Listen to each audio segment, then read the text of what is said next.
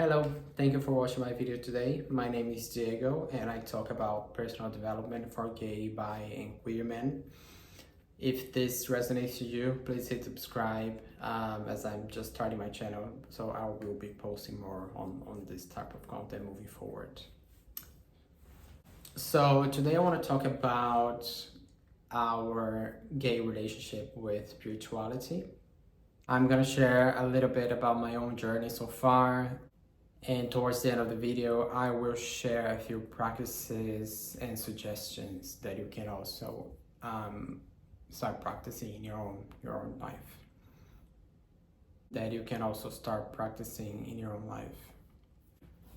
So for the most part in my adult life, I felt very disconnected, and I lived very disconnected from spirituality and from any kind of religion. I traveled abroad, I went to university, I lived in different countries.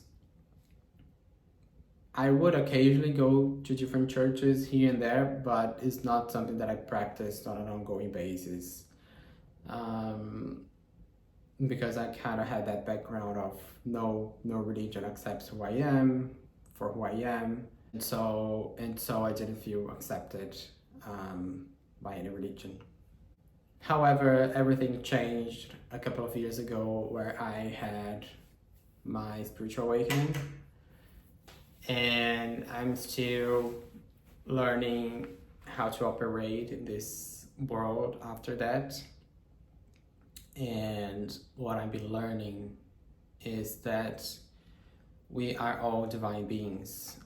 We are all a fragment of the source universe having this human experience. And we don't need a religion to have our spiritual practices if you don't feel like it. At the moment, I've been experiencing with different traditions. I'm learning a little bit about Buddhism.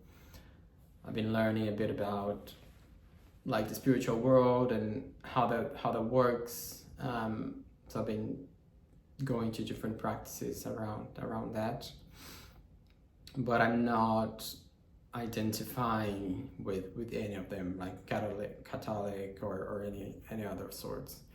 So in my opinion, what happened throughout history is that because of money, power, ego, and all the wars that happened in throughout history, and still happening in a few places, unfortunately,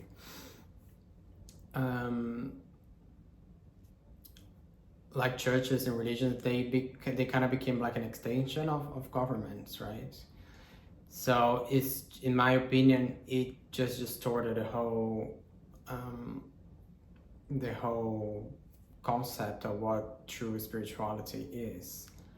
And I'm here to share, based on my experience, that true spirituality, it's your own connection with the divine. You don't need any religion to tell you what to do, what not to do, what you should or what you shouldn't do. It's your own spiritual connection. So you don't need to go to the church if you don't feel like it, or if you don't feel you're accepted in your community. But that doesn't mean that you're less spiritual because of that.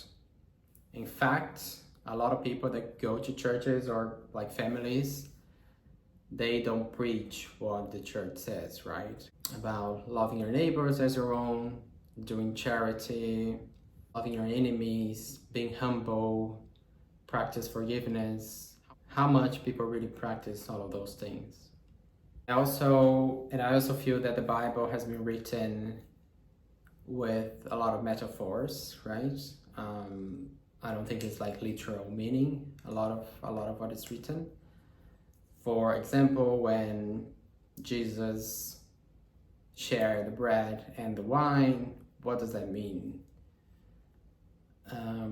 How much are we sharing with our neighbors? Or are we just wanting more? Do we buy everything, like the pandemic that we had?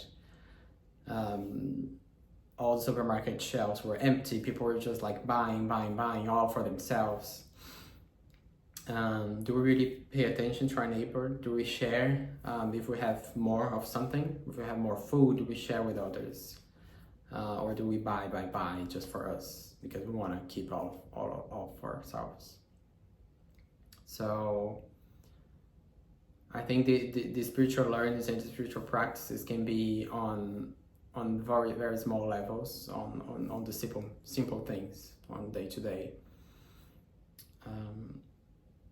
If there's a homeless on the streets, can you buy like a sandwich for them? Can you give them something? In my opinion, that's also practicing spirituality. So now I'm just gonna share a few suggestions of practices that I've been implementing in my life, and hopefully that can get you started as well if you don't have any spiritual practice. So I think the simple and easiest one to start is meditation, and you can start meditating for even 3 minutes. If you don't have any practice at all, you can start 3 minutes every morning. It's very simple, very easy to practice for 3 minutes. You can set a timer on your phone. There's a very good app which is called Insight Timer. So Insight Timer is a very good app. There's all sorts of guided meditations, but there's also something that I use, which is like a timer. So you can just set like a 5-minute meditation timer, and then it rings a bell at the beginning and then at the end. So you've and then it tracks as well, so you can track your meditation practice. So if you don't have any practice at all, start with 3 minutes or 5 minutes every morning. You need to get your mind habituated with new practices. So ideally you want to do every day, or at least most days in a week. So you prime your mind to get used to those new practices. It's like exercising as well. So you need to kind of build your practice as well. That I've also been practicing a lot is prayer. If you feel overwhelmed, if you feel confused, if you feel lost, you don't know what you're doing, or you want to change directions in life, you don't know what action to take, where to start, or if you're in a toxic relationship, you don't know how to get out of it. Pray and ask for clarity. Ask for a higher self, for the divine being that you are, to guide you on the next steps.